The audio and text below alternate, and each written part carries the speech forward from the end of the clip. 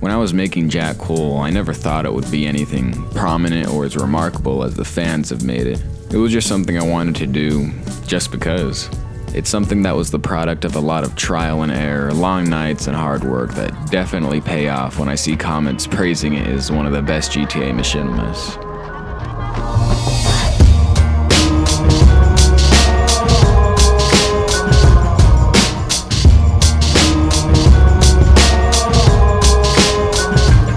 After Grand Theft Auto 5 came out in 2013, without knowing there was a whole community of GTA machinima creators, I quickly put together that GTA gives plenty of resources to create Hollywood-esque films. A year later, in 2014, I started DMVE Studios and started making time-lapse videos of the GTA world. After a couple of those, I wanted to step it up a little bit by making an actual movie. I didn't want it to be a crazy action movie or ridiculous sci-fi flick. The idea behind the movie was to show how money influences 3 different individuals and how it tests their morality.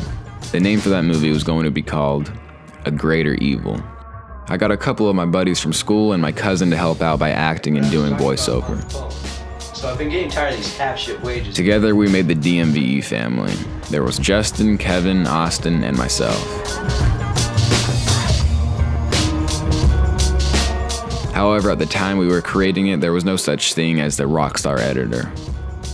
We filmed a few scenes and realized that that type of story was too difficult to make interesting in GTA under the circumstances. So I gave up pretty much. Later that year, I saw a movie called John Wick. As I watched it, I couldn't help but notice that it's a perfect video game movie that isn't even a video game. It wasn't a masterpiece or an amazing story. John Wick is part of a simple movie genre, a badass kill some bad guys, the end.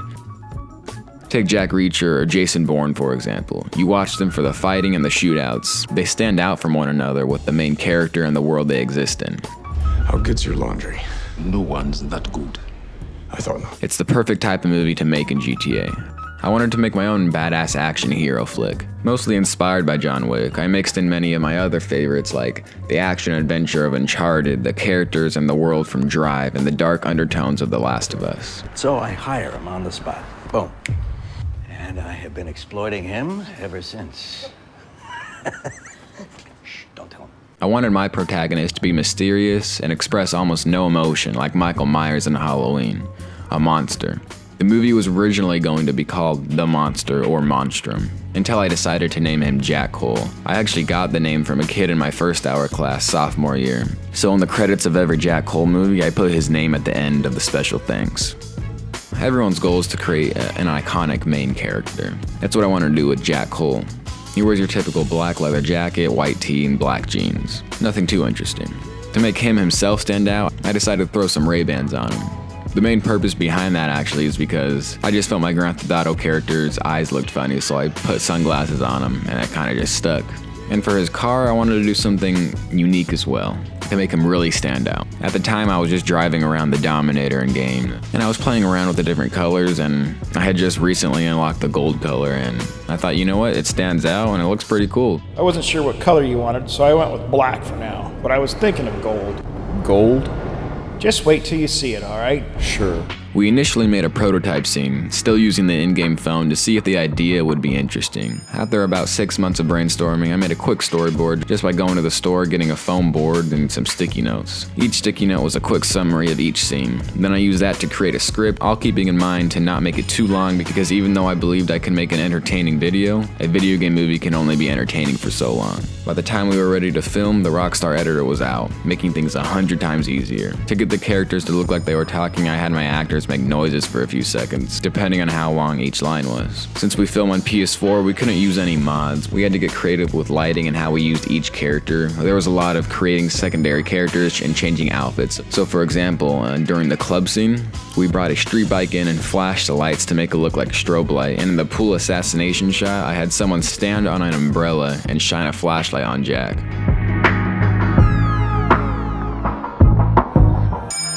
To get the car to flip after Elijah shoots the tire out, I created a death match and placed a ramp on the road.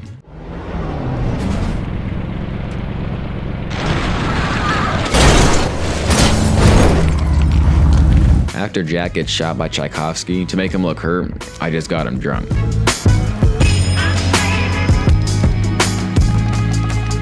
Filming took us about a month to finish, then I began editing. I used the program Adobe Premiere Pro to edit the video. I had to decide if I wanted to use copyrighted music or not. I felt that using copyrighted music made the overall quality better, so I went with that. For the score of the movie, I used the Purge series original soundtrack. It had that intense dark tone I was looking for.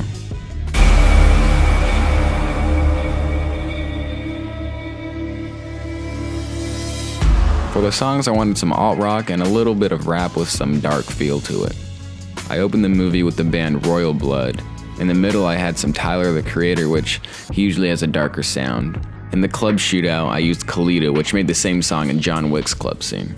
Towards the end, I used Post Malone, which I felt was a really good fit for the movie. He does a good job of mixing rap and rock together. I didn't use most of the in-game sound. I had to add my own sound effects for almost anything from footsteps, gunshots, to drinks pouring.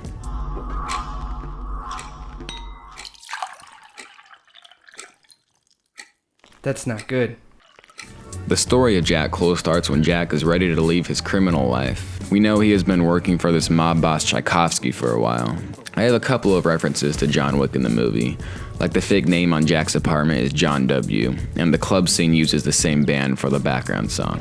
Paper said it was being rented out to a John W, but I had them run the name in. I also pay tribute to Uncharted using a quote from the game at the end when Tchaikovsky is talking to Jack about being a monster. You see, we're monsters, you and I. How many people have you killed? Just today. There's a Detective Moreno who has some sort of motive to take Jack down.